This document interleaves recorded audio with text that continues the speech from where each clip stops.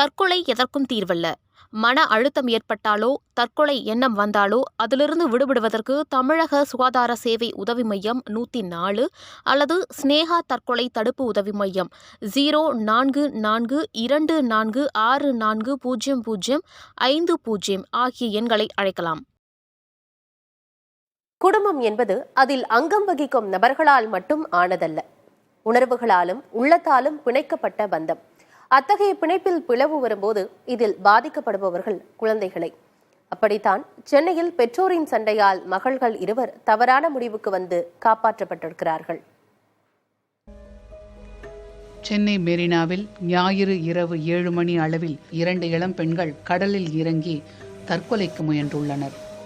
அப்போது அங்கு ரோந்து பணியில் ஈடுபட்டிருந்த தலைமை காவலர் குமரேசன், காவலர் சங்கர்குமார், முருகன் ஆகியோர் ஓடிச் சென்று கடலில் இறங்கி 2 பெண்களை காப்பாற்றி ராயப்பேட்டை மருத்துவமனையில் அனுமதித்தனர். விசாரணையில் தற்கொலைக்கு முயன்ற 2 இளம் பெண்களும் சகோதரிகள் என்பதும், 23 வயது கொண்ட ஒருவர் தனியார் நிறுவனத்திலும் 20 வயதான ஒருவர் கல்லூரி மாணவி என்பதும் தெரியவந்தது. இவர்கள் தேனாம்பேட்டையில் பெற்றோருடன் வசித்து வந்த நிலையில் அடிக்கடி பெற்றோரிடையே சண்டை நடப்பது இவர்களுக்கு மனவேதனை அளித்து வந்துள்ளது. சம்பவத்தன்றும் அதே போல மீண்டும் சண்டை வந்ததோடு இருவரும் விவாகரத்து பெறப்போவதாக மகள்களிடம் தெரிவித்துள்ளனர். இதனால் ஏற்பட்ட மன வேதனையில் சகோதரிகள் தற்கொலை முடிவுக்கு வந்துள்ளனர்.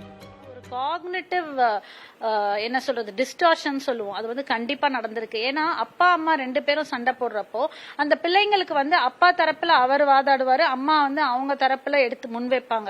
சோ இந்த குழந்தைங்களுக்கு அவங்களா ஒரு முடிவெடுக்கிற திறன் இல்லாத ஒரு சூழ்நிலைக்கு போயிடுவாங்க. சோ எதுலயுமே ஒரு டிசிஷன் மேக்கிங்கும் நம்மளால இல்லைன்னு பயம் வரப்பதான் நாளைக்கு நம்ம லைஃப்ல நம்மளும் இதே மாதிரி ஆயிடுவோமோன்ற ஒரு அச்சத்துல தான் அவங்க இந்த முடிவை எடுத்திருக்கலாம்.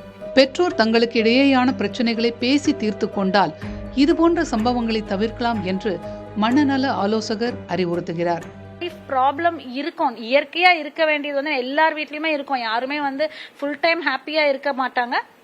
பட் அதை எப்படி ஒரு கோப் அப் பண்ணி அதை ரிசால்வ் பண்ணிக்கணும். அந்த கான்ஃபிளிக்ட் ரெசல்யூஷன்ன்றது ரொம்ப முக்கியம்.